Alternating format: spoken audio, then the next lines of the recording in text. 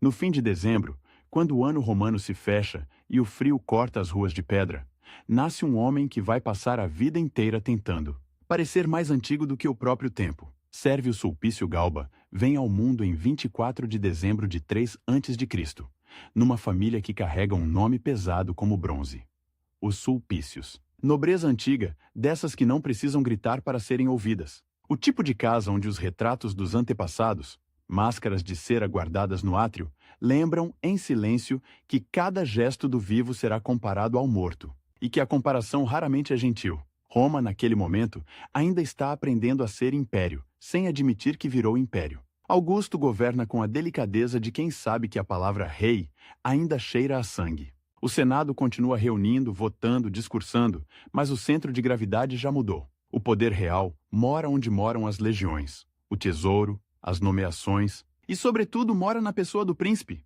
Galba cresce dentro desse mundo ambíguo.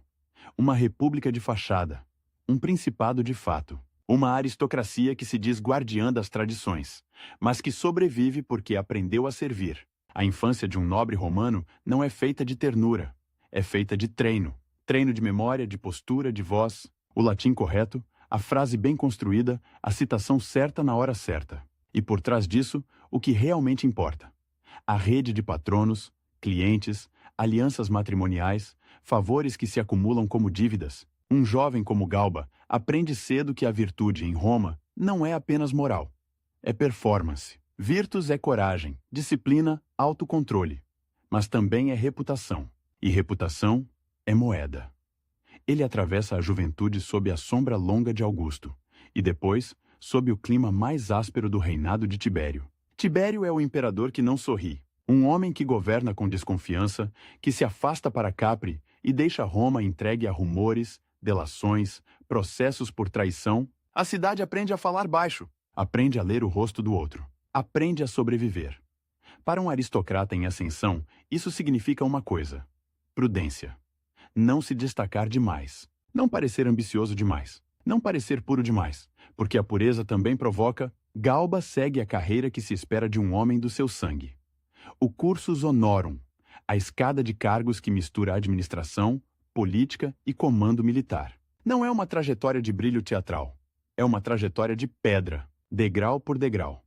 Questura, pretorado, consulado.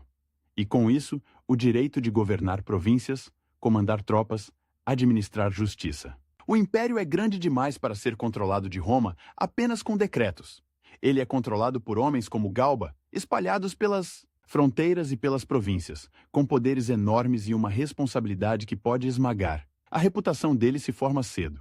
Severidade, austeridade, disciplina. Palavras que, em Roma, podem soar como elogio ou ameaça, dependendo de quem ouve. Um governador severo é bom para o contribuinte honesto e péssimo para o corrupto. Um comandante disciplinador é bom para a ordem e péssimo para o soldado que se acostumou a privilégios. E o império, com o passar das décadas, vai se acostumando a privilégios porque o principado muda as regras do jogo. As legiões deixam de ser apenas instrumento do Estado e passam a ser, cada vez mais, instrumento de homens. O soldado jura lealdade ao imperador, sim, mas também jura lealdade ao general que o alimenta, que o recompensa, que o protege. O dinheiro circula como sangue. Donativos, bônus, promessas. A lealdade tem preço. E o preço sobe. Galba, ao que tudo indica, não gosta desse mundo. Ou pelo menos não gosta de admitir que precisa dele. Ele é moldado por uma ideia de Roma antiga, quase mítica. A Roma em que o cidadão serve sem pedir pagamento extra, em que o magistrado administra sem roubar, em que o comandante pune sem hesitar. Só que essa Roma, se existiu, já está distante. Agora há palácios, há libertos imperiais que controlam acesso ao príncipe, há uma burocracia que cresce, há uma capital que exige pão e espetáculo. E há, sobretudo, uma guarda armada dentro da própria cidade, a guarda pretoriana. A pretoriana é um detalhe que muda tudo. Criada para proteger o imperador, ela se torna um poder político por si só. Soldados de elite, bem pagos, estacionados perto do centro do mundo. Eles veem o imperador de perto. Eles ouvem boatos antes de todo mundo. Eles sabem quando o palácio treme. E com o tempo, aprendem que podem cobrar por sua proteção. A bolsa de moedas vira argumento. A promessa de donativum vira contrato. E contrato, em Roma, quando quebrado, vira vingança. Galba atravessa os reinados como quem atravessa um campo minado com passos medidos, vê Calígula transformar o poder em espetáculo e terror, num teatro de humilhações e caprichos. Vê Cláudio, o improvável, governar apoiado em libertos e na máquina administrativa, expandindo o império e, ao mesmo tempo, abrindo espaço para novas formas de influência. E, por fim, vê Nero, o jovem príncipe que começa como promessa e termina como pesadelo. Nero é importante para entender Galba não apenas como personagem, mas como contraste. Nero governa com a lógica do palco. Ele quer ser amado, quer ser aplaudido, quer ser artista, e para sustentar esse mundo de brilho, precisa de dinheiro. Muito dinheiro. O tesouro imperial é drenado por construções, festas, doações, jogos. A elite é pressionada, propriedades são confiscadas. Acusações de traição viram ferramenta fiscal. A confiança se dissolve. E quando a confiança se dissolve, o império começa a ranger. Enquanto isso, nas províncias, a vida é menos teatral e mais concreta. Estradas, impostos, recrutamento, justiça. Um governador romano precisa ser juiz, administrador, comandante e, às vezes, engenheiro. Precisa lidar com cidades que pedem privilégios, com elites locais que querem autonomia, com comunidades que reclamam de abusos de cobradores, com soldados que querem pagamento em dia. Precisa manter a paz sem parecer fraco. Precisa punir sem provocar revolta. É um equilíbrio que exige mão firme e ouvido atento. Galba se destaca nesse tipo de trabalho. Não é o homem do sorriso fácil, nem do favor distribuído com generosidade. É o homem do não. O homem que corta excessos. O homem que cobra. E isso, em certos momentos, é exatamente o que Roma diz querer. Quando a corrupção cresce, todos pedem um severo. Quando o severo chega, todos reclamam. Em 61 d.C., já idoso para padrões de carreira, mas ainda útil, ainda respeitado, Galba recebe um dos cargos mais importantes do Ocidente, governador da Hispânia Tarraconense. A Hispânia não é uma província qualquer. É vasta, rica, cheia de minas, de rotas comerciais, de cidades romanizadas e de regiões ainda ásperas. É também uma base militar relevante. Governar ali significa controlar recursos e homens. Significa estar longe de Roma, mas não fora do jogo. Pelo contrário, às vezes é nas províncias que o jogo começa de verdade. A Tarraconense tem uma geografia que impõe respeito. Montanhas que cortam o horizonte, planaltos secos, vales férteis, cidades com fóruns e templos que imitam Roma, mas com sotaque local. O governador chega com seu séquito. Assessores, escribas, litores com faces, oficiais, amigos, clientes. Chega com autoridade para julgar, para cobrar, para comandar. E chega com a missão de manter a província tranquila e produtiva.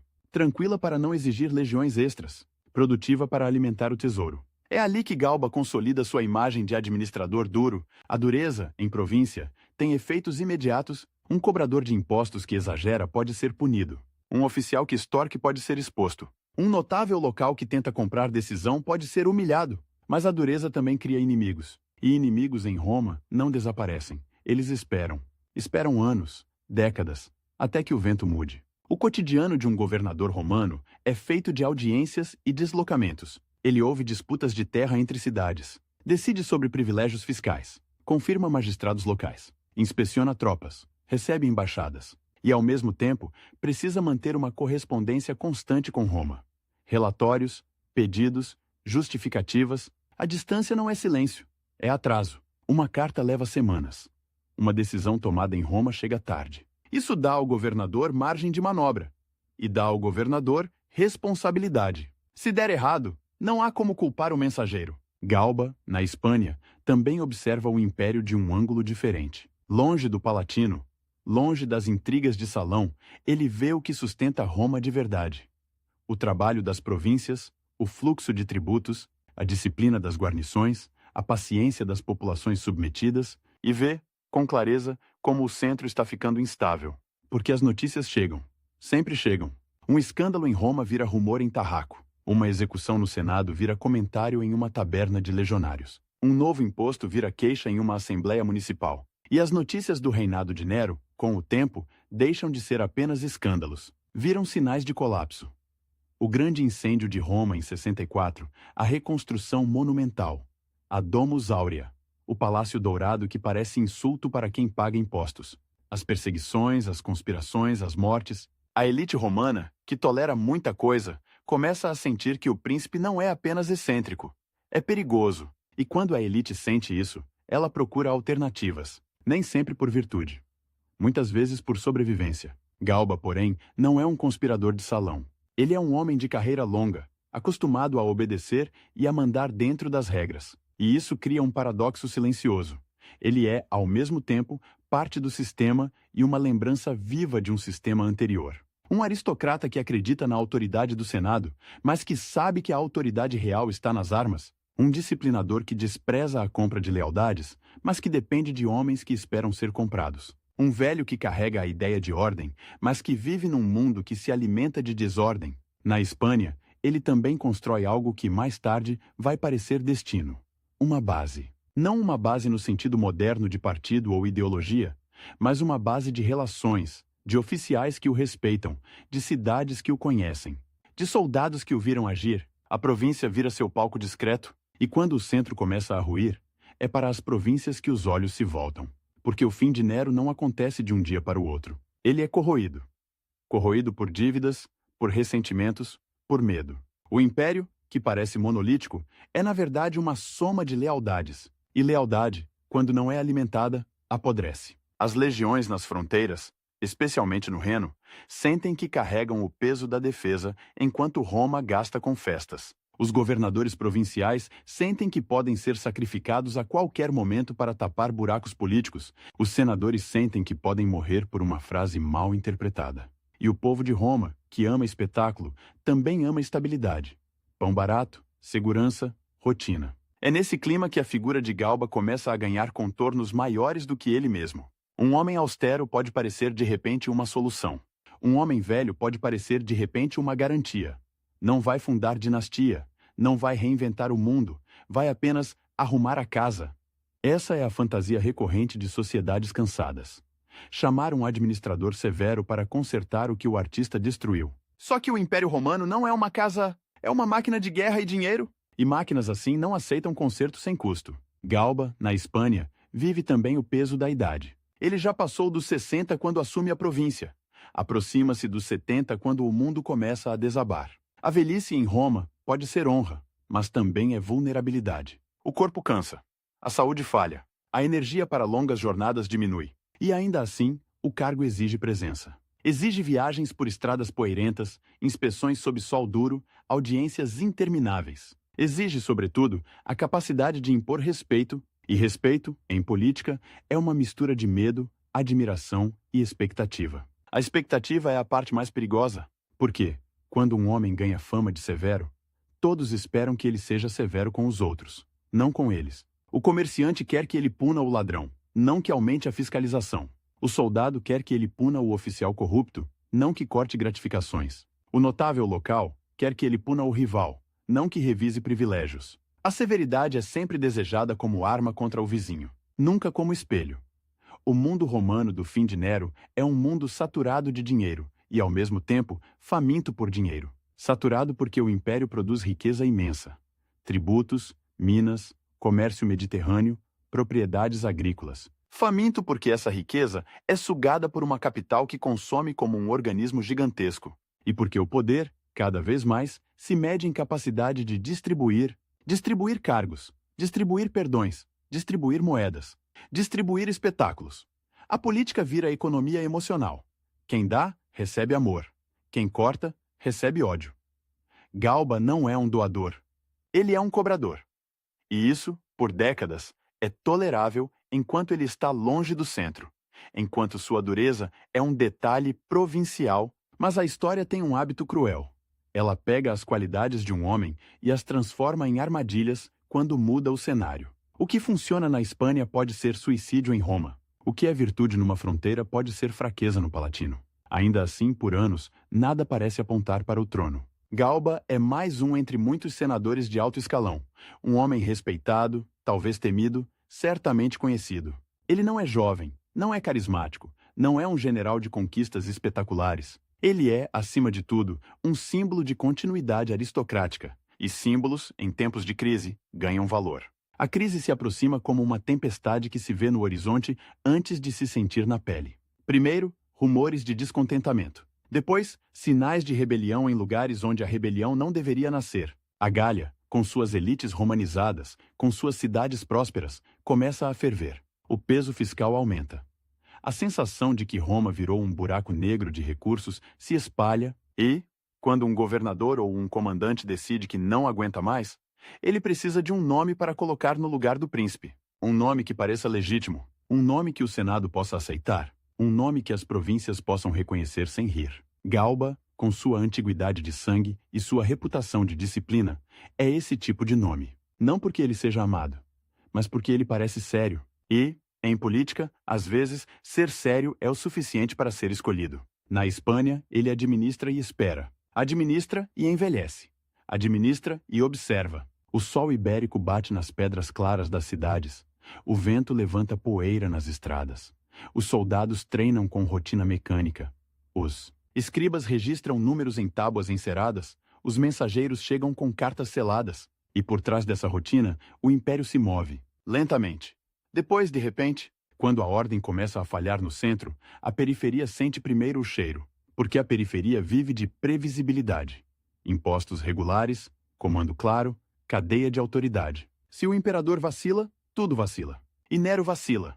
Ele não apenas vacila, ele se isola, se desespera, se torna errático. A confiança, que já era frágil, se rompe. E quando se rompe, cada homem com tropas sob comando vira uma possibilidade. Galba não é um aventureiro, mas ele é um homem que sabe ler sinais. E sabe, sobretudo, que a neutralidade pode ser interpretada como hostilidade. Num império em crise, ficar parado é escolher um lado sem dizer. E escolher sem dizer é perigoso. A imagem que fica desses anos finais, antes do salto, é a de um velho aristocrata em uma província distante, cercado por mapas, relatórios, rostos de oficiais, pedidos de cidades, queixas de contribuintes e, ao fundo, o rumor constante de Roma. Uma Roma que já não é apenas capital, mas um problema. Um problema que exige solução rápida. E soluções rápidas, no mundo romano, quase sempre vêm com espada e com moeda. Galba, formado na disciplina, acredita que a espada basta, que a autoridade basta, que o nome basta. Ele carrega consigo a ideia de que o Estado pode ser restaurado pela correção, pela punição, pela economia. E talvez em outro século isso funcionasse. Mas ele vive no século em que a lealdade se mede pelo peso da bolsa. No século em que a guarda pretoriana aprendeu a negociar. No século em que as legiões do Reno se sentem donas do destino. No século em que o povo de Roma, acostumado ao espetáculo, não aceita facilmente um governante que pareça contador. E é assim que, antes mesmo de tocar o trono, Galba já está preso numa contradição. Ele é chamado como remédio para uma doença que o próprio corpo do império não quer curar. Ele é a promessa de austeridade num mundo viciado em recompensa. Ele é a lembrança de uma Roma antiga num império que já não funciona com lembranças. Na Espanha tarraconense, o velho governador ainda parece apenas isso. Um governador. Mas o chão está se abrindo sob os pés de Nero. E quando o chão se abre, os homens que pareciam periféricos viram centro. O nome de Galba começa a circular com mais frequência. Primeiro como sussurro, depois como cálculo. Um nome que pode unir senadores assustados e províncias cansadas. Um nome que pode ser aceito como transição. Um nome que, por ser velho, parece menos ameaçador. Velho, austero, disciplinador. 3 palavras que, em Roma, podem ser bênção ou sentença. E naquele fim de década, elas começam a soar como destino. No ano 68, o ar do império tem um gosto metálico, como se alguém tivesse raspado uma moeda antiga e deixado o pó no fundo da garganta. Não é só política. É cansaço. É a sensação de que a máquina, enorme, brilhante por fora, está com as engrenagens gastas por dentro. E quando uma máquina dessas começa a falhar, ela não falha com delicadeza. Ela range, ela sacode, ela arranca dedos. Na Espanha tarraconense, Galba sente isso antes de ver. Sente no ritmo das cartas que chegam, no tipo de selo, na pressa do mensageiro, no modo como os oficiais, homens treinados para obedecer, começam a fazer perguntas que não deveriam fazer. E se? E quando? E quem? A província, com suas estradas longas e seus invernos secos, sempre foi um lugar onde Roma parecia distante, quase abstrata. Mas agora, Roma está perto demais, como um incêndio visto do alto de uma colina. Ainda não queimou a sua casa, mas já ilumina o céu. Nero em Roma já não governa. Ele reage, e reage mal. O tesouro foi sugado por anos de espetáculo, por construções que são propaganda em pedra, por doações que compram aplauso e por confiscos que compram silêncio. A elite vive num estado de alerta permanente, como se cada jantar pudesse virar denúncia, cada frase pudesse virar prova. E o povo, que ama o circo, também ama o pão.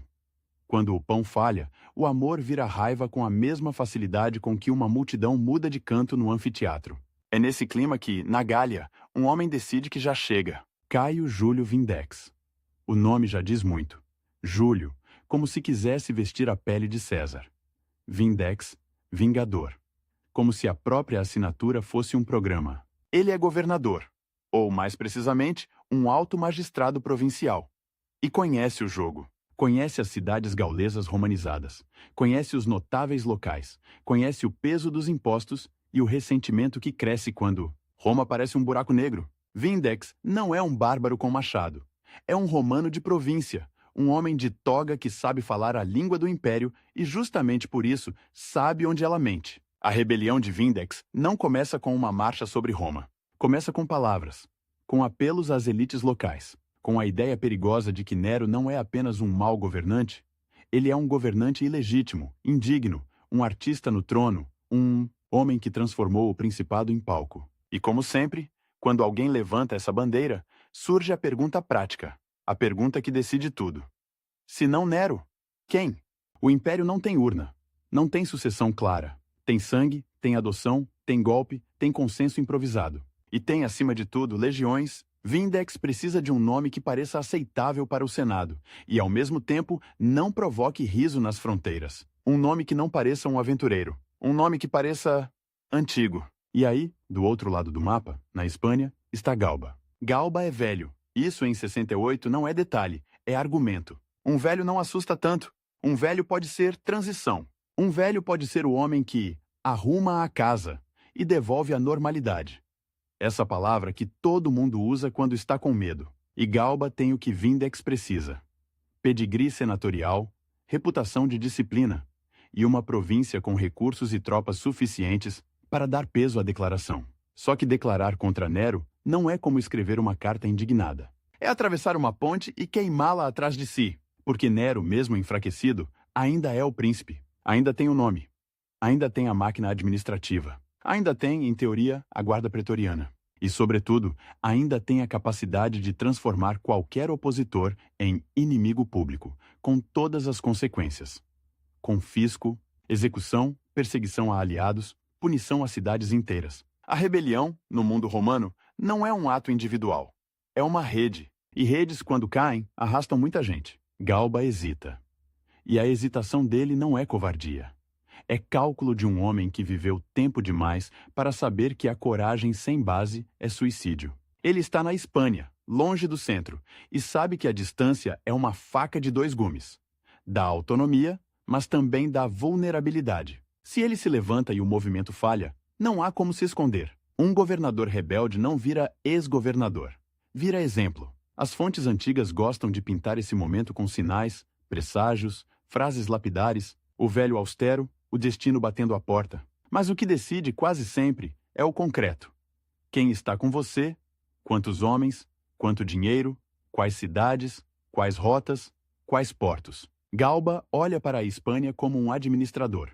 Olha para um inventário. Ele tem legiões? Tem. Não tantas quanto o Reno, mas tem. Tem oficiais leais? Alguns. Tem cidades que o respeitam? Sim, porque ele governou com mão firme e, para muitos, previsível. Tem dinheiro? Aí começa o problema, porque o império está quebrado de confiança e, em muitos lugares, quebrado de caixa. E ainda assim, a maré empurra. Vindex envia mensagens.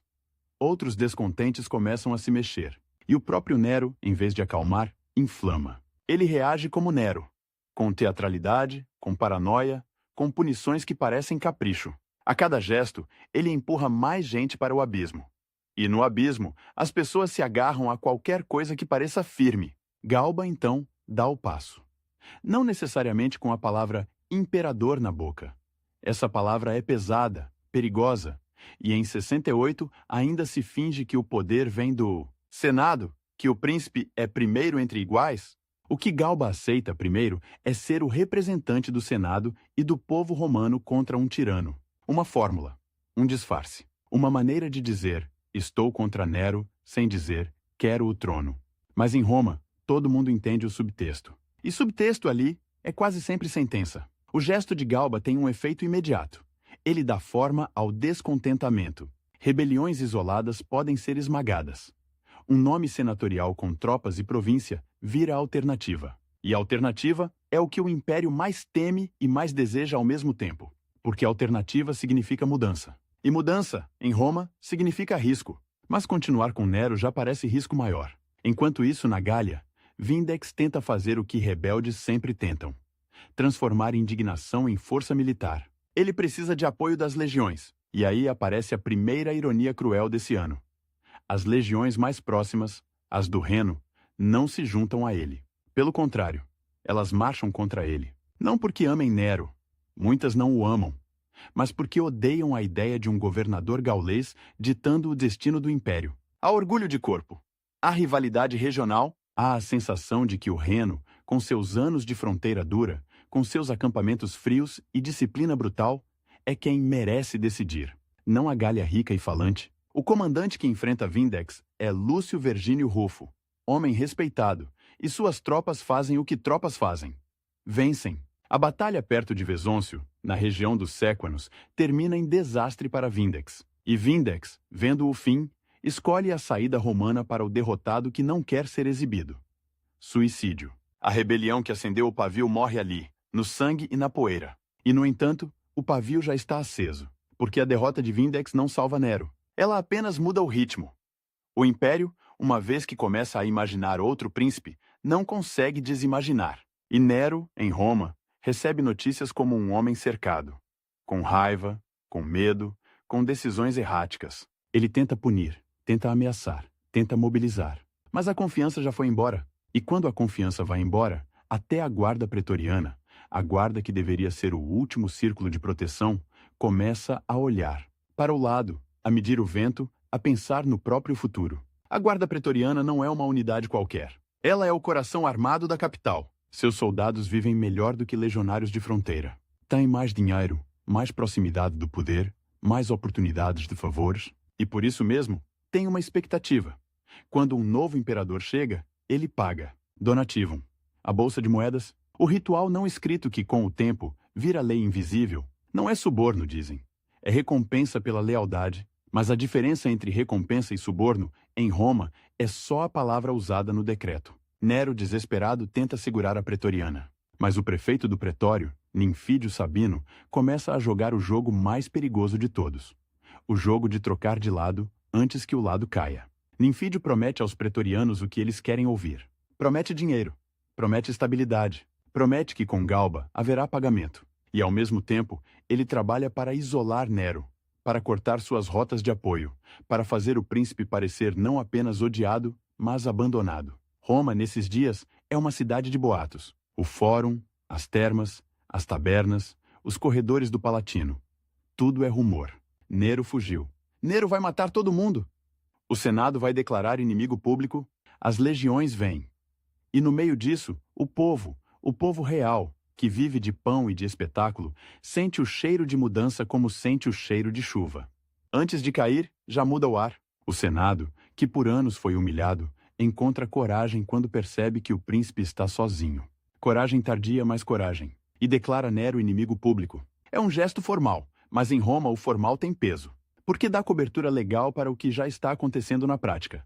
A deserção, Nero tenta fugir, tenta encontrar apoio. Tenta por um momento imaginar que ainda pode reverter. Mas a cidade que o aplaudiu agora o rejeita. E o homem que viveu para o palco descobre o pior destino para um ator: o silêncio. Em 9 de junho de 68, Nero se mata. A frase famosa: "Que artista morre comigo", pode ser lenda ou embelezamento, mas combina demais com ele para ser descartada. E, com a morte de Nero, a dinastia Júlio-Claudiana, que começou com Augusto e atravessou décadas de poder, termina num quarto de fuga. Com um punhal e um homem apavorado, o trono agora está vazio. E vazio, em Roma, não dura. O Senado reconhece Galba. As províncias começam a aceitar. A máquina administrativa, que precisa de um nome no topo para funcionar, se ajusta e Galba, na Espanha, de repente não é mais apenas governador. Ele é o homem para quem todos olham. O homem que deve atravessar o império e entrar na cidade que devora homens. A marcha para Roma não é uma cena de triunfo imediato. É uma travessia lenta, pesada, cheia de cálculos. Galba não é um general jovem que cavalga à frente com capa ao vento. Ele é um velho que precisa ser carregado pela própria reputação. E reputação, para se manter, exige gestos. Gestos de autoridade. Gestos de justiça. Gestos de punição. No caminho, ele começa a agir como príncipe antes de ser príncipe de fato. Nomeia, destitui, confirma. E, sobretudo, ele manda sinais. Não haverá indulgência para quem abusou sob Nero. Isso agrada a muitos senadores, que querem vingança ou, pelo menos, limpeza. Mas assusta outros, que participaram do sistema e agora temem ser varridos junto com a sujeira.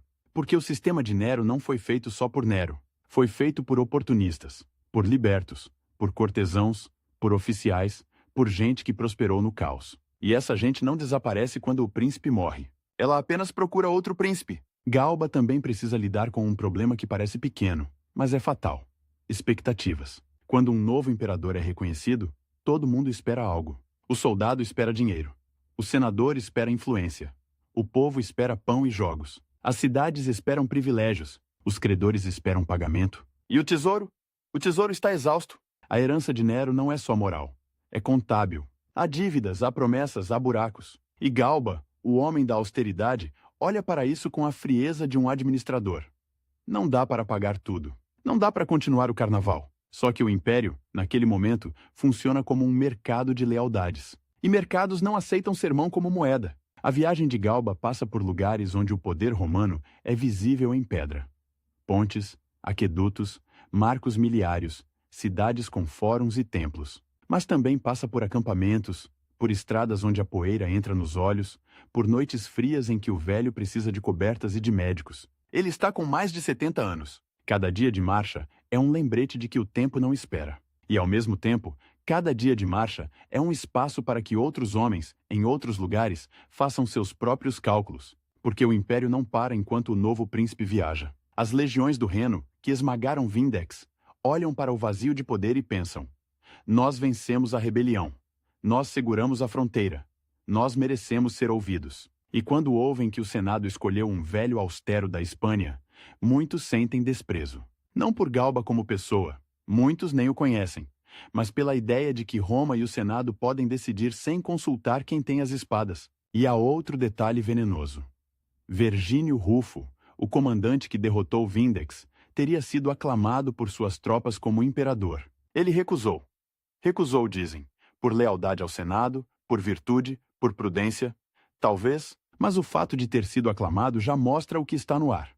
As legiões sabem que podem fazer imperadores. E quando um soldado descobre isso, ele nunca esquece. Galba, ao se aproximar da Itália, recebe notícias de Roma. Notícias de que Ninfídio Sabino, o prefeito do pretório que ajudou a derrubar Nero, agora se comporta como se fosse dono da cidade. Como se pudesse escolher e desescolher imperadores. Ninfídio, embriagado pelo próprio papel, começa a flertar com a ideia de ser mais do que intermediário. E isso, em Roma, é o tipo de ambição que termina mal, porque a pretoriana pode matar um imperador, mas não gosta de ver um prefeito do pretório se imaginar imperador. Há limites até para a corrupção do sistema.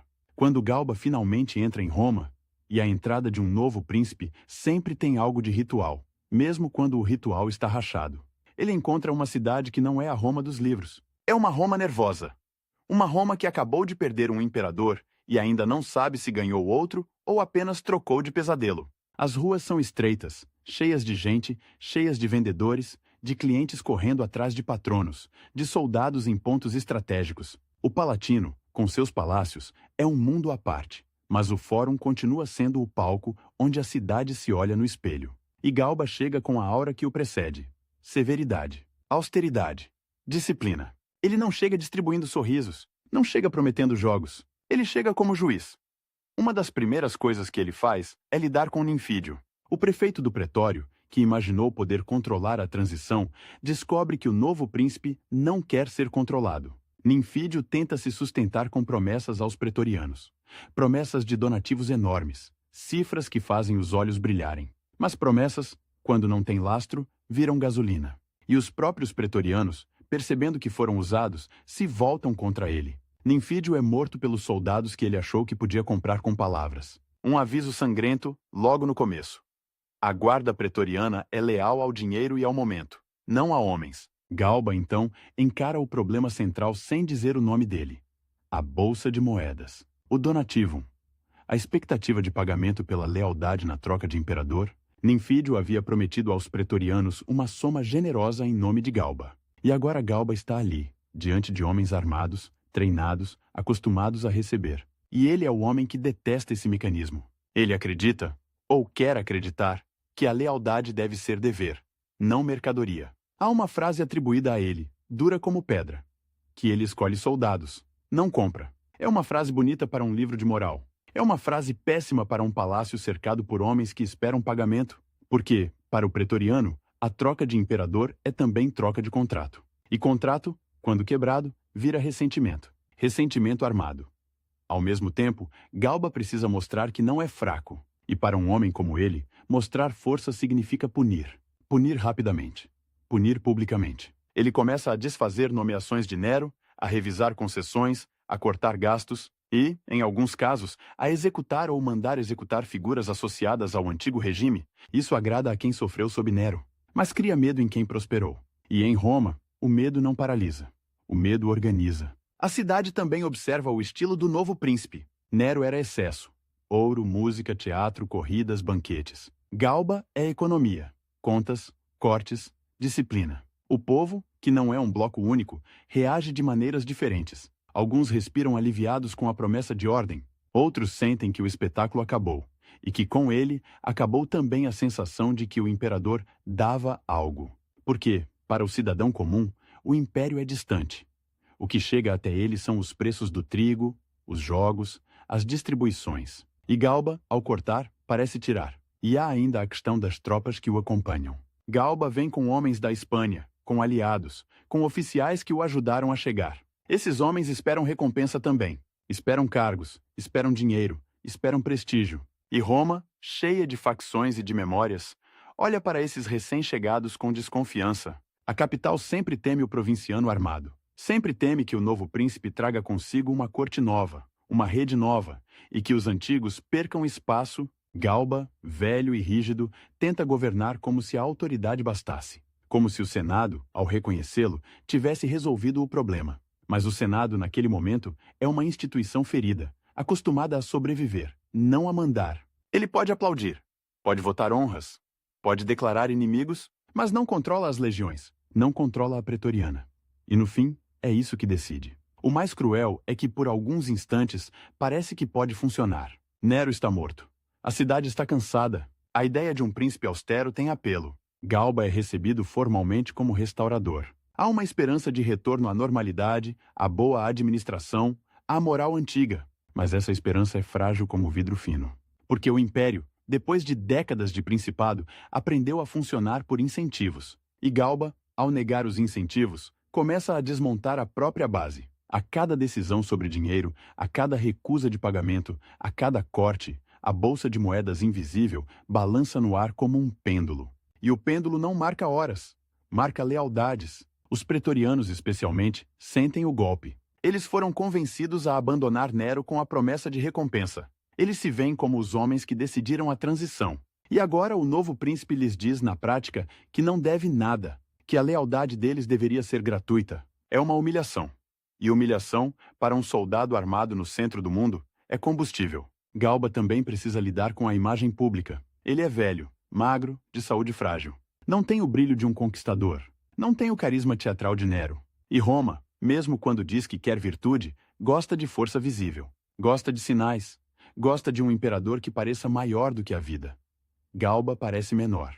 Parece um magistrado severo que, por acidente histórico, caiu no trono. E enquanto ele tenta impor ordem em Roma, o resto do império observa. Observa e mede.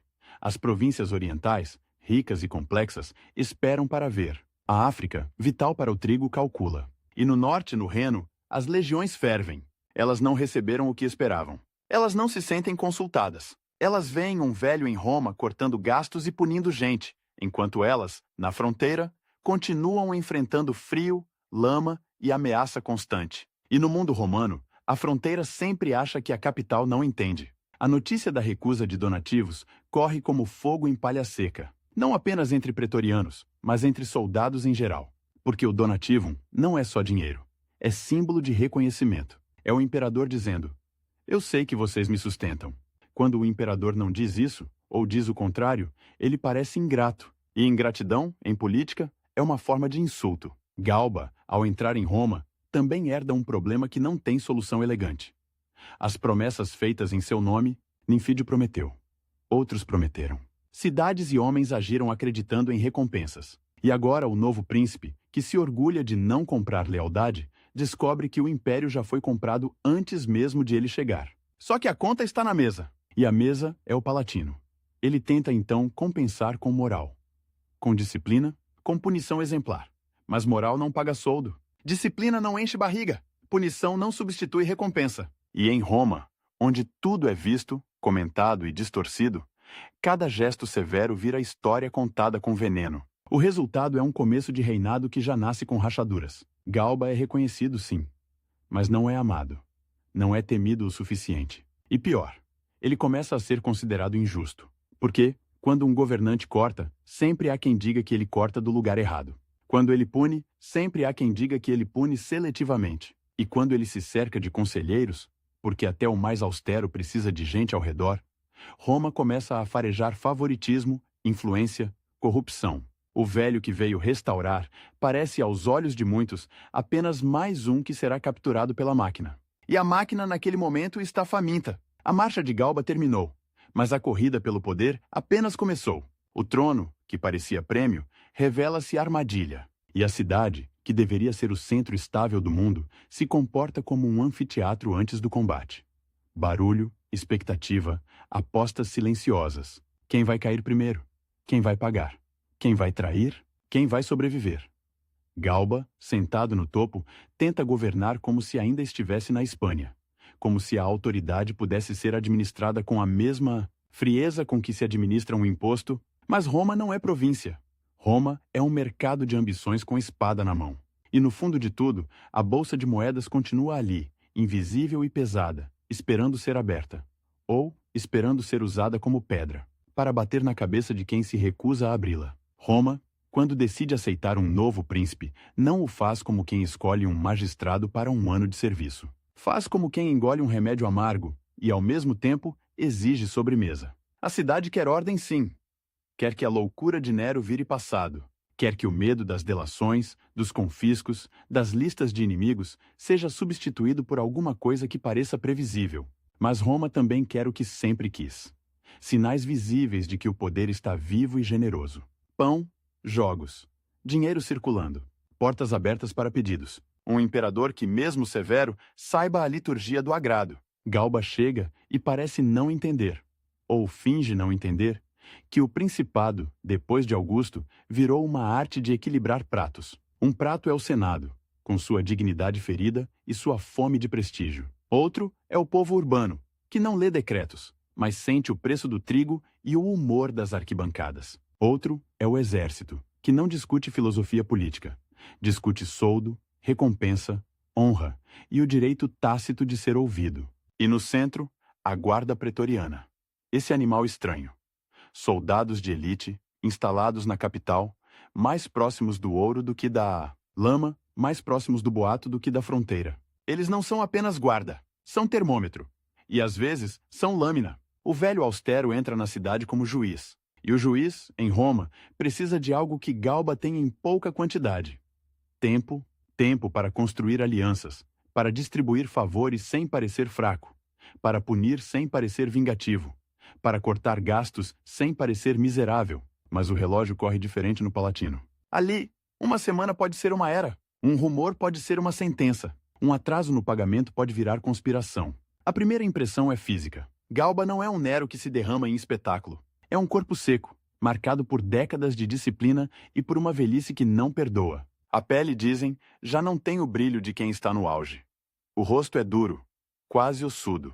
A postura é de comandante que passou a vida exigindo obediência. E isso por um instante agrada. Porque Roma, depois de um imperador artista, olha para um imperador soldado como quem olha para uma porta trancada depois de um incêndio. Só que a porta trancada também prende gente do lado de fora. O Palatino, com seus corredores, seus átrios, seus escravos correndo com recados, seus clientes esperando audiência, começa a se reorganizar ao redor do novo centro.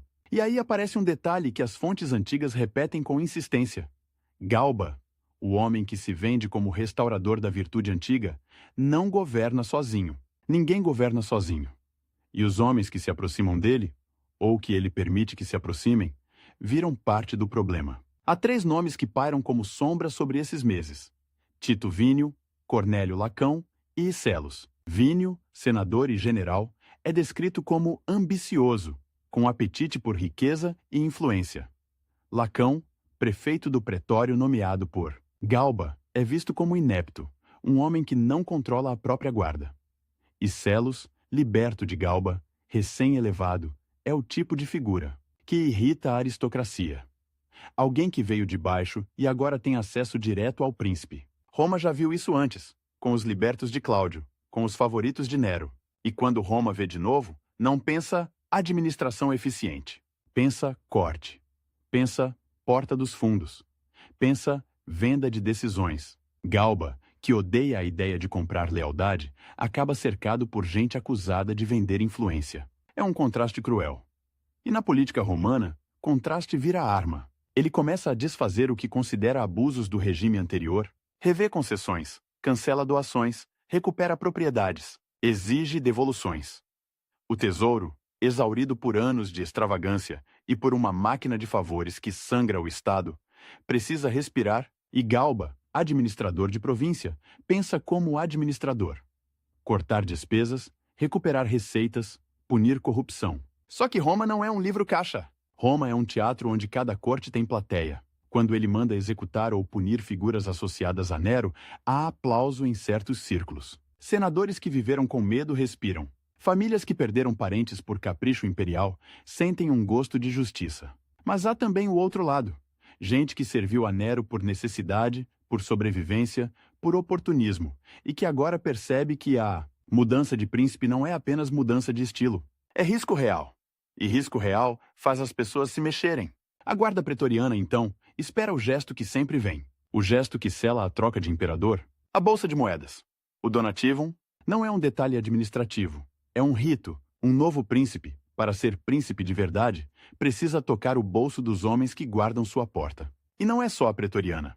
A cidade inteira, de um jeito ou de outro, espera a circulação de dinheiro. Porque dinheiro em Roma é mais do que riqueza. É sinal de que o centro está funcionando. Galba recusa.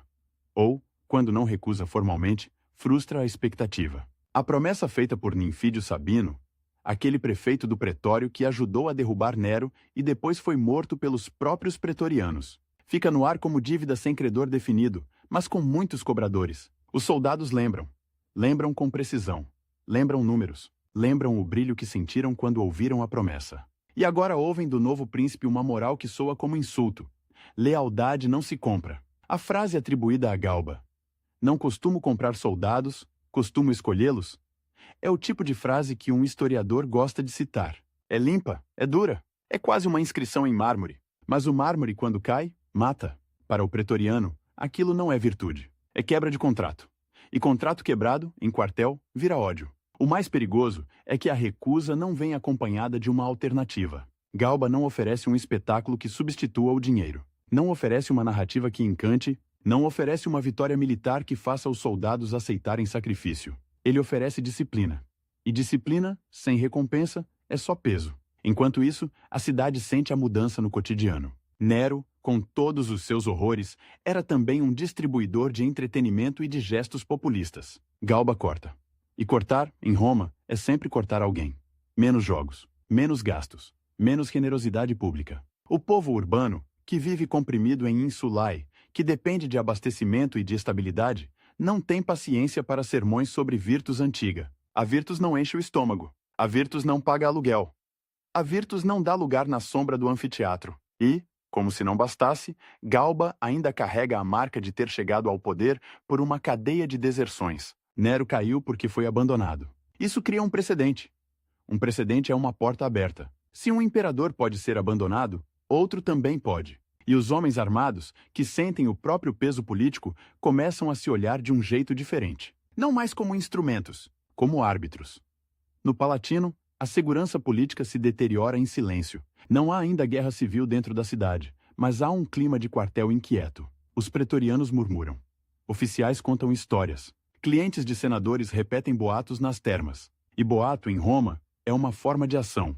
Ele testa reações, ele mede apoios, ele prepara terreno. Galba, ao mesmo tempo, tenta afirmar autoridade com gestos que parecem, para muitos, crueldade ou ingratidão. Um caso emblemático envolve a legião que ele trouxe consigo e que, no caminho ou na transição, esperava reconhecimento. Há relatos de punições severas contra unidades ou grupos que, aos olhos de Galba, mostraram indisciplina. Ele não tolera o que considera insolência militar, e isso, de novo, pode ser virtude em teoria, mas é veneno em prática. Porque o soldado, especialmente em tempos de sucessão incerta, quer sentir que o novo príncipe o valoriza. Galba faz o contrário.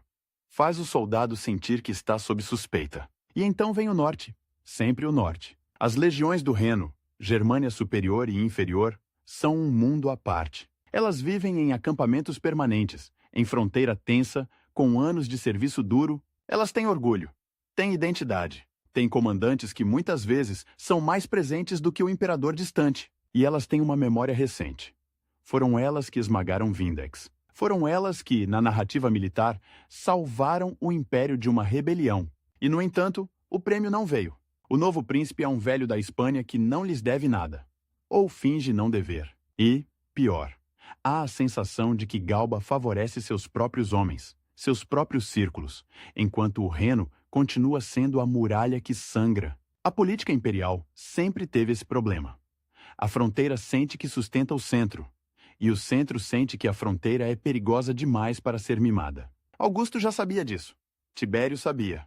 Cláudio sabia. Nero, mesmo distante, sabia comprar. Galba tenta governar como se a compra fosse pecado. Só que o pecado ali é o combustível do sistema. As notícias que chegam do Reno são inquietantes. Não são ainda uma proclamação aberta, mas são sinais de desobediência. Sinais de que as legiões não estão dispostas a jurar lealdade com entusiasmo, e o juramento no mundo romano não é formalidade vazia. É ato político.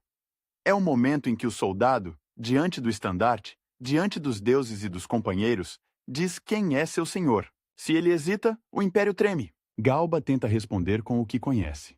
Nomeações, substituições, ordens. Mas ordens, quando chegam tarde e sem dinheiro, soam como papel. E papel não segura espada. Em Roma, a percepção de que o novo príncipe está isolado cresce. Isolado do povo que não o ama, isolado da guarda que não o respeita, isolado das legiões do norte, que não o reconhecem com entusiasmo, e, para piorar, isolado por sua própria idade. Porque a idade, em política, é argumento cruel. Um homem de 70 e tantos anos, frágil, sem herdeiro claro, é um trono com prazo de validade. E quando o trono tem prazo, os pretendentes começam a se aquecer. A cidade que vive de patronagem começa a perguntar em voz baixa: quem vem depois? E essa pergunta, mesmo quando não é dita, muda tudo. Porque se o futuro é incerto, a lealdade vira investimento. E ninguém investe em algo que parece prestes a acabar. Galba, talvez percebendo isso, tenta reforçar a imagem de restaurador. Ele se aproxima do Senado, devolve certas formalidades, permite que a aristocracia sinta que voltou a ter voz. Isso agrada aos senadores. Até certo ponto, porque o Senado gosta de honra, mas também gosta de segurança. E segurança, naquele momento, não vem de discursos no Cúria. Vem de homens armados. E os homens armados, especialmente os pretorianos, estão cada vez mais irritados. Eles veem Vínio e outros conselheiros enriquecendo, ou sendo acusados de enriquecer. Veem pedidos sendo atendidos por influência, não por mérito. Veem o príncipe cortar gastos públicos, mas tolerar a corrupção privada ao redor do trono. Ou, pelo menos, não conseguir impedir que essa percepção se espalhe. E, para um soldado que já se sente traído no donativum, isso é insuportável. Não é apenas falta de dinheiro. É sensação de que o dinheiro existe, só não chega a ele. A disciplina de Galba, então, começa a aparecer não virtude, mas avareza seletiva. E a avareza seletiva é uma forma de injustiça. Roma, nesse período, tem um som específico. O som de passos apressados em pedra, de sandálias batendo em ruas estreitas, de carruagens, rangendo, de vozes em mercados, de martelos em oficinas. Mas por trás desse som cotidiano, há outro, mais sutil.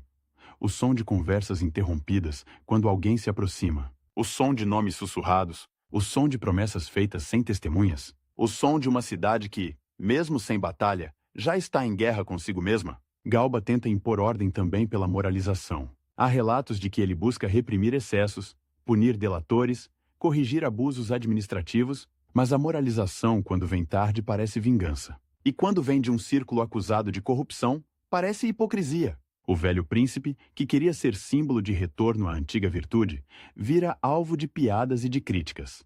Não por ser severo, mas por ser severo com alguns e impotente com outros. E há um detalhe que pesa como chumbo.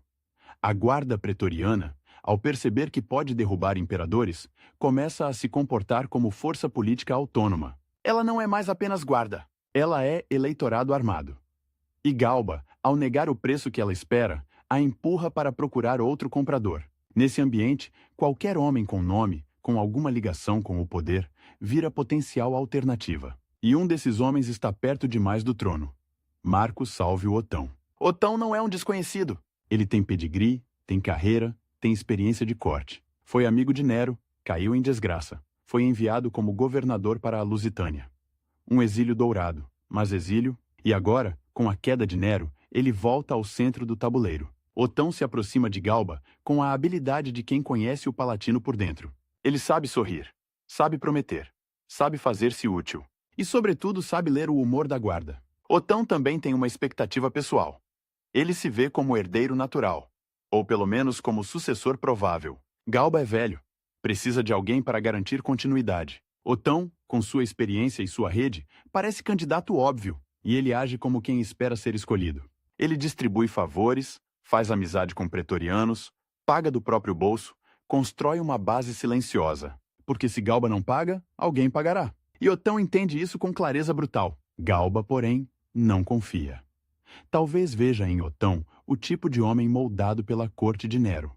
Flexível demais, ambicioso demais, disposto demais a agradar. Talvez tema que Otão seja a continuação do que ele quer apagar. E, ao mesmo tempo, Galba é influenciado por seus conselheiros, por suas próprias suspeitas, por uma visão de mundo em que a virtude deve ser premiada e a ambição deve ser contida. O resultado é um palatino onde o sucessor não está definido, mas os pretendentes já se comportam como se estivessem em campanha. E campanha, em Roma, não é com cartazes. É com moedas, é com promessas de cargos, é com jantares, é com acesso, é com a capacidade de fazer um soldado sentir que, com você, ele será visto. Enquanto isso, as notícias do reino pioram. A recusa de Galba em pagar donativos e sua severidade geral ecoam como provocação. As legiões, que já se sentem desprezadas, começam a testar limites, e o teste mais perigoso é o juramento anual de lealdade. Quando chega o momento de renovar o juramento a Galba, há resistência, há murmúrio, há recusa parcial, e no início de janeiro de 69, a situação se cristaliza. As legiões da Germânia proclamam Vitélio. Vitélio não é um gênio militar lendário, nem um reformador moral. É, antes de tudo, um nome que as legiões aceitam. Um homem que pode ser moldado, usado, elevado. Um homem que, para os soldados do Reno, representa a chance de colocar no trono alguém escolhido por eles, não imposto pelo Senado e pela capital. E, com essa proclamação, o Império entra numa fase em que a legitimidade se mede em marchas. A notícia chega a Roma como um golpe no estômago. Porque agora não é mais apenas descontentamento, é rival declarado. É guerra civil no horizonte. E diante de guerra civil, o que se espera de um imperador?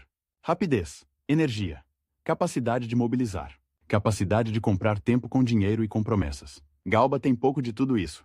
Tem pouca energia, pouca saúde, pouco dinheiro, pouca paciência para prometer. Ele tenta reagir com medidas de autoridade, pode nomear comandantes, pode enviar ordens, pode tentar reorganizar forças. Mas a verdade nua é que sem a lealdade firme da pretoriana e sem entusiasmo popular, Roma é um trono sem base. E a pretoriana, ofendida, observa. Observa e calcula.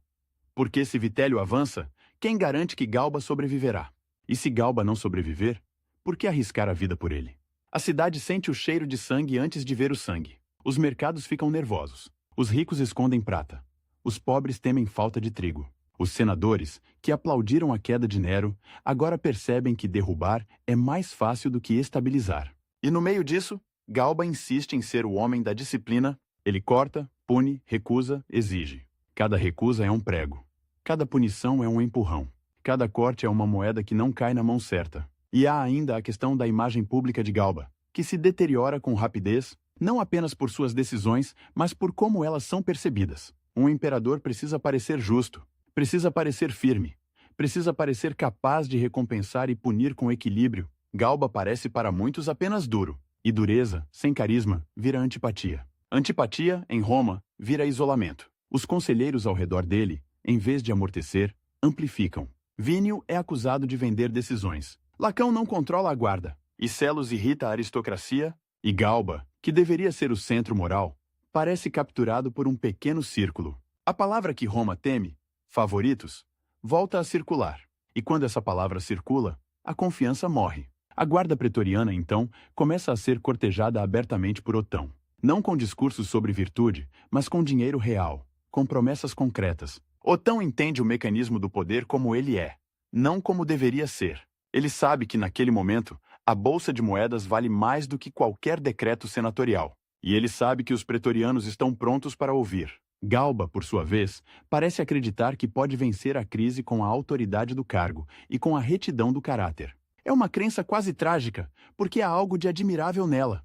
E, ao mesmo tempo, algo de suicida. O Principado Romano, naquele estágio, não é uma república restaurada. É uma monarquia disfarçada, sustentada por exércitos e por expectativas de recompensa. Galba tenta governar como se o disfarce fosse realidade. E a realidade cobra. Roma, nesses meses, é uma cidade onde o passado recente ainda está quente. As cicatrizes de Nero não fecharam. As famílias ainda contam mortos. Os cofres ainda estão vazios. As províncias ainda estão inquietas. E no centro, um velho príncipe tenta ser remédio amargo num corpo que só aceita açúcar. A cada dia, a distância entre o ideal de Galba e o funcionamento real do império aumenta. E essa distância não é abstrata. Ela se mede em rostos fechados no acampamento pretoriano, em aplausos mais fracos no fórum, em cartas do norte com tom insolente, em senadores que, depois de elogiar, começam a evitar compromisso, em homens que, ao entrar no Palatino, já não olham para Galba como futuro, mas como presente provisório. E o presente provisório, em Roma, é o momento mais perigoso de todos. Porque é quando todo mundo se prepara para o próximo. E o próximo quase sempre chega com espada. Janeiro em Roma não tem a doçura enganosa da primavera italiana que os poetas gostam de vender. Janeiro é vento que entra pelas arcadas. É umidade que sobe do Tibre e gruda na lã das togas. É céu baixo, cinzento, que faz o mármore parecer mais frio do que já é. E é justamente nesse frio que o poder de Galba começa a rachar com um som que não é estrondo de batalha, mas estalo de madeira velha. A notícia de que as legiões do Reno rejeitaram o juramento e levantaram Vitélio não chega como um pergaminho neutro. Chega como um boato que corre na frente do mensageiro. Como um sussurro que se transforma em frase inteira nas termas. Como um olhar trocado no fórum quando alguém pronuncia Germânia. Porque Germânia, para Roma, é mais do que uma província distante. É o lugar onde o império mantém a mão na espada. Se aquela mão decide que o dono mudou, o resto do corpo treme. Galba, velho e seco, sente o golpe, mas reage como sempre reagiu, com a cabeça de administrador e a alma de disciplinador, não com o instinto de sedutor, não com o reflexo de quem compra tempo. Ele pensa em ordens, em nomeações, em correções, e, no entanto, o que está em jogo já não é um problema de papel, é um problema de homens. O Senado pode votar honras, pode aprovar decretos, pode chamar Vitélio de inimigo público, pode encher a cúria de palavras, mas as palavras não marcham. Quem marcha são as legiões. E, em Roma, quem decide se o imperador vive até amanhã são os pretorianos, esses soldados de elite que dormem perto demais do Palatino e acordam perto demais do ouro. O acampamento pretoriano, o Castra Praetoria, não é um lugar abstrato. É um retângulo de muralhas e torres, com portões guardados, com pátios onde se treina, com alojamentos onde se joga dados, se afia, lâmina, se fala mal do comandante. Ali, a política não se discute como no Senado. Ali, política é contabilidade. Quanto entrou, quanto saiu, quem prometeu, quem pagou, quem enganou. E a memória do soldado, quando se trata de dinheiro, é mais precisa do que a de qualquer escriba. A promessa de Donativum feita na transição, aquela promessa que pairou no ar quando Nero caiu e Ninfídio Sabino tentou se fazer rei, não morreu com Ninfídio. Ela ficou. Ficou como uma dívida que ninguém assinou, mas que todo mundo cobra. Galba, ao recusar o ritual, não apenas economizou, ele humilhou. Porque para o pretoriano, o donativo não é esmola.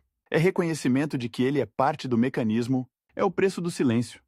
O preço da guarda ficar guarda e não virar árbitro.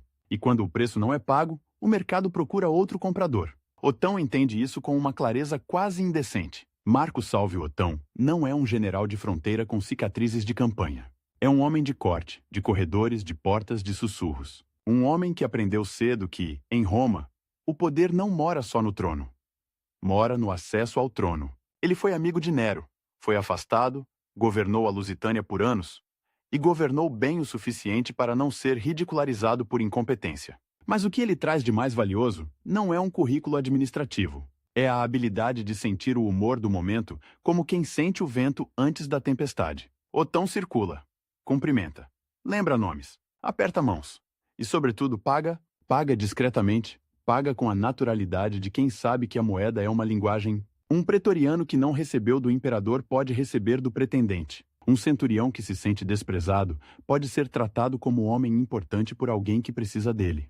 E a necessidade, em política, é uma forma de respeito. Enquanto Galba se fecha no Palatino com seus conselheiros, Vínio, Lacão e Celos, Otão abre portas, e cada porta aberta é uma pequena rachadura na autoridade do velho. Mas Galba também sente outra coisa: o tempo. O tempo não como conceito filosófico, mas como pressão física. A idade pesa, a saúde falha, o corpo não acompanha a urgência do império. E, num sistema em que a sucessão nunca é automática, a ausência de um herdeiro claro é um convite para a guerra civil. Galba sabe disso. Roma sabe disso. E os soldados, que não têm paciência para a incerteza, sabem disso melhor do que ninguém.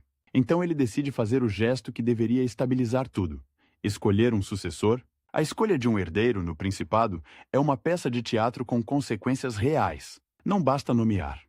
É preciso adotar, no sentido romano, com toda a carga simbólica. Transformar um homem em filho político, em continuidade, em promessa de amanhã. É um recado para o Senado, para o povo, para as legiões. É dizer: o futuro está decidido. Parem de apostar em alternativas. Só que a escolha de Galba, em vez de fechar apostas, abre mais. Ele não escolhe Otão. E isso, por si só, já é uma sentença. Porque Otão vinha se comportando como quem espera ser escolhido.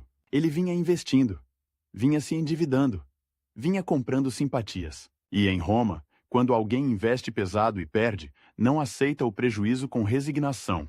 Procura recuperar. Com juros, Galba escolhe Lúcio Calpurnio Piso Liciniano. Piso não é um aventureiro qualquer. É jovem, de boa família, ligado a uma tradição senatorial respeitável. O nome Calpurnio carrega peso, e Liciniano sugere conexões com outras casas. Ele tem reputação de ser sério, talvez até austero. O tipo de homem que Galba imagina como continuação de sua própria ideia de governo. Um herdeiro que não trará de volta a corte de Nero. Um herdeiro que não transformará o Palatino em palco. A adoção acontece em 10 de janeiro de 69. E a cena, como as fontes deixam transparecer, é carregada de formalidade e de tensão. Galba, diante de senadores e oficiais, apresenta Piso como filho. Há discursos. Há apelos à estabilidade. Há a tentativa de vestir a decisão com a dignidade da velha Roma, como se a República ainda estivesse ali, respirando por baixo do Principado.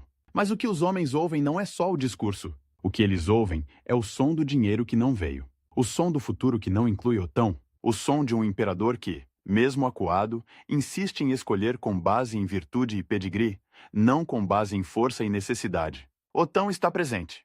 E naquele momento, ele entende que acabou. Não no sentido de acabou a carreira.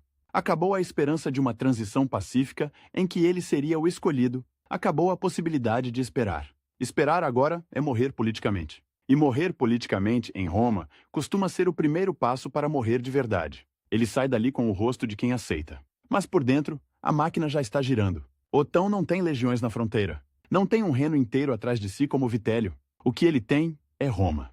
E em Roma, a força imediata é a guarda pretoriana. Ele precisa de um golpe rápido, limpo, antes que Galba consiga reagir.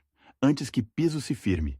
Antes que a notícia de Vitélio se transforme em pânico total e alguém decida que qualquer mudança é perigosa demais. E o golpe, em Roma, não começa com trombetas. Começa com encontros pequenos, com promessas sussurradas, com dinheiro passado de mão em mão, com a escolha de homens certos, centuriões influentes, soldados descontentes, oficiais que se sentem ignorados por Lacão, que não confiam em Vínio, que odeiam a ideia de disciplina sem recompensa. Otão oferece o que Galba se recusou a oferecer. Não apenas moedas.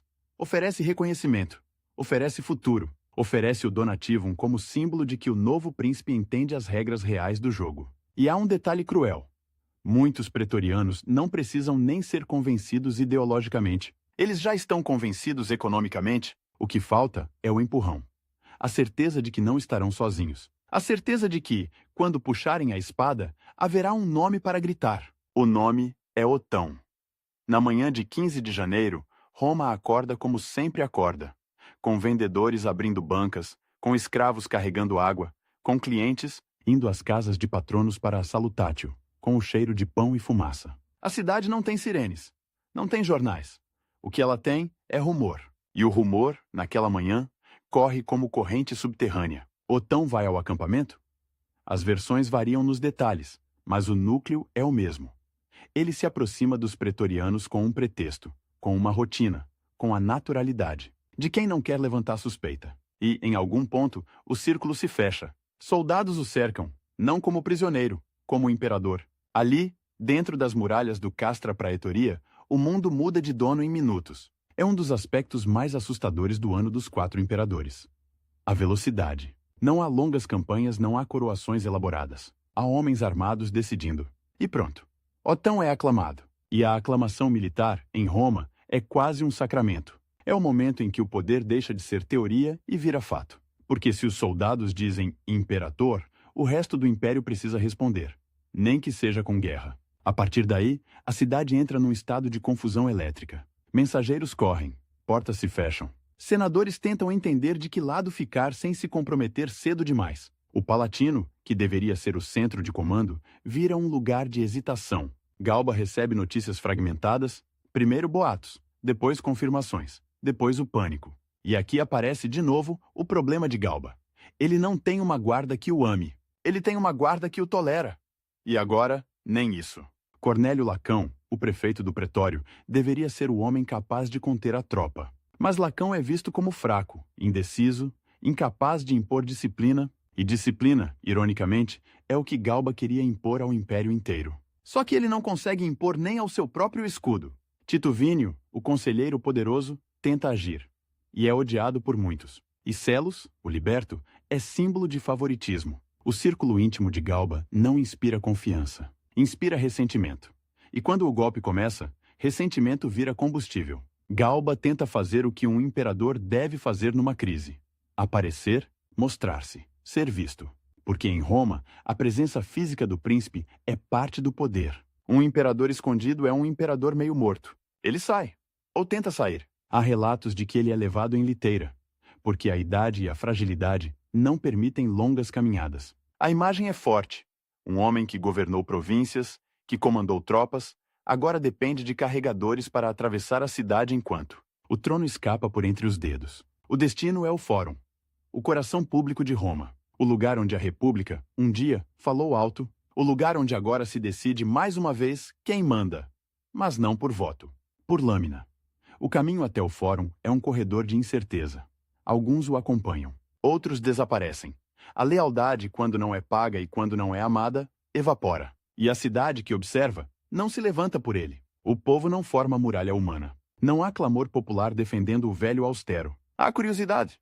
Há medo. Há aquela neutralidade cruel das multidões quando percebem que a violência está prestes a acontecer e que o melhor é não ser notado. Galba tenta falar, tenta ordenar, tenta apelar à disciplina, à legalidade, ao Senado. Mas a legalidade naquele momento está desarmada. E a disciplina, sem recompensa, não existe. Os pretorianos, ou parte deles, já estão com Otão. E os que ainda não estão, hesitam. Hesitar em golpe é escolher o lado vencedor tarde demais. Então eles correm para não hesitar. A cena no Fórum, segundo os relatos antigos, é confusa e brutal. Não é um duelo nobre. Não é uma execução formal. É um assassinato político em plena luz do dia, entre colunas, estátuas, bancas, degraus, um imperador cercado por homens que deveriam protegê-lo, e que agora o caçam. Há um momento, quase teatral, em que Galba, percebendo que tudo acabou, oferece o pescoço, como se dissesse, façam o que vieram fazer. Algumas fontes colocam na boca dele palavras de resignação, algo como, façam, se isso for para o bem de Roma, pode ser embelezamento posterior, pode ser tentativa de dar dignidade a um fim indigno, mas combina com o personagem. O homem que acreditava na virtude como fundamento do poder termina tentando morrer com a postura de um romano antigo, como se a morte correta pudesse compensar o governo errado. Só que a morte ali não tem tempo para postura. Ele é derrubado, golpeado, decapitado. O corpo, velho e frágil, vira objeto. E isso é talvez o ponto mais terrível. O imperador, que deveria ser sacro, vira troféu. A cabeça é levada, exibida, como prova de que o mundo mudou. Há relatos de que ela é espetada numa lança. A imagem é quase insuportável, mas é exatamente o tipo de imagem que o Ano dos Quatro Imperadores produz. O poder reduzido à carne, a sangue, a demonstração pública. Piso, o herdeiro recém-adotado, não tem tempo de se tornar nada. Ele também é caçado. A adoção, que deveria garantir continuidade, vira marca de morte. Piso tenta fugir, tenta se esconder. E é encontrado, morto. O futuro que Galba tentou desenhar com um gesto senatorial é apagado em horas por soldados que não reconhecem papel.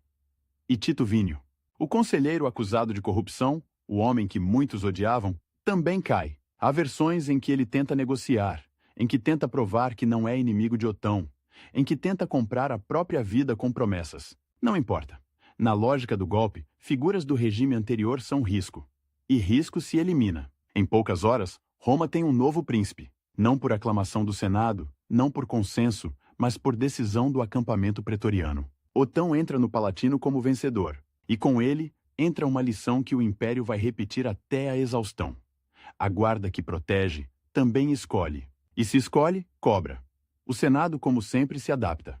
Há indignação? Sim, em discursos. Há luto?